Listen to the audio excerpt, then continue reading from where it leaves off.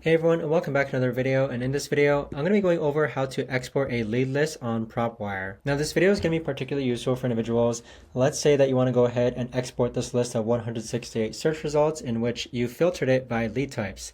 How do you actually go ahead and export this lead list? Now this video is not going to be too long, guys, so make sure to stick around and watch all the way until the end.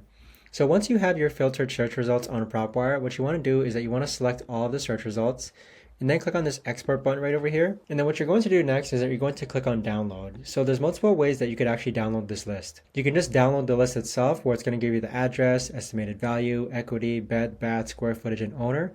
Or you could actually do a skip trace and download. And what skip trace is going to do is that it's going to actually give you the owner information, their phone number, email, and their social media profiles, so that you have an easier time contacting them.